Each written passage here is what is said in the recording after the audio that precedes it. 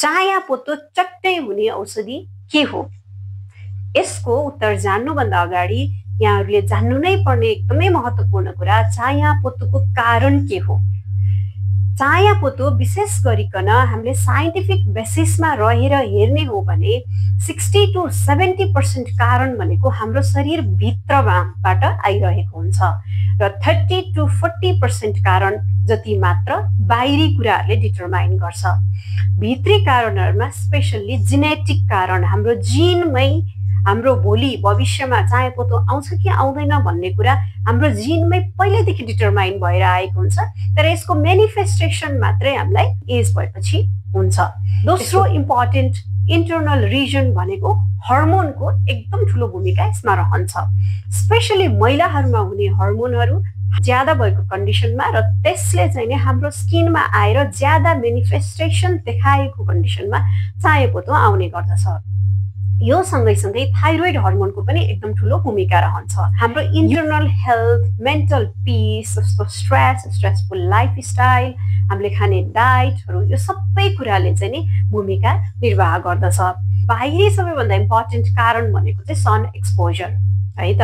हामीले जति नै कुरा सन एक्सपोजर को बारेमा गरे पनि हामीले जति नै सन एक्सपोजर प्रिभेन्ट गर्नुपर्छ, घामबाट बस्नुपर्छ भन्ने त्यो सबैभन्दा इम्पोर्टेन्ट एक नम्बरको केयर भनेको चायापोतोको लागि यही नै हो। तर यो किन यसमा मात्रै जोड दिइरहेको छौँ यसरी भनेदेखि यो चाहिँ नि हामीले कन्ट्रोल गर्न सकिने कुरा भयो।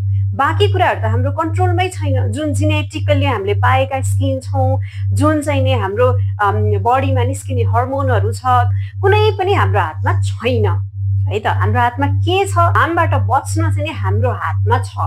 त्यस्तै गरी गर्भनिरोधक ट्याब्लेटहरू, इन्जेक्सनहरू नलिनु पनि हाम्रो हातमा छ। यो कुराहरू हामीले कन्ट्रोल गर्न सक्यौँ, तर जुन कुराहरू हाम्रो विदिनबाट आएको छ, हाम्रो भित्रैबाट आएको छ, त्यो कुराहरू हाम्रो कन्ट्रोल भन्दा बाहिर छ। त्यसकारणले हामीले कति नै प्रयास गर्दा पनि यदि यो जेनेटिक, हर्मोनल र अरू इन्टरनल फ्याक्टर्सहरू हाम्रो स्किनमा स्ट्रङली एकदम देखिरहेको छ भने अथवा हामीले चायापोतो ठिक पार्नको लागि एकदमै धेरै स्ट्रगल गर्नुपर्ने हुन्छ। तर याद गर्नुहोस्, यहाँले मेहनत गरिराख्नु भयो र प्रयास गरिराख्नु भयो, सामान्य स्किन केयरका टिप्सहरू फलो गर्नुभयो भने चायापोतो डेफिनेटली कन्ट्रोलमा रहन्छ। र एउटा अर्को आशादायी कुरा के छ भने यदि कुनै बाहिरी कारणले गर्दाखेरिमा यहाँको चायापोतो बढिरहेको छ अथवा आइराखेको छ भने चाहिँ त्यसलाई भने हामीले वान टाइम ट्रिटमेन्टबाट पनि इजिली धेरै हदसम्म कन्ट्रोल गर्न सक्छौँ।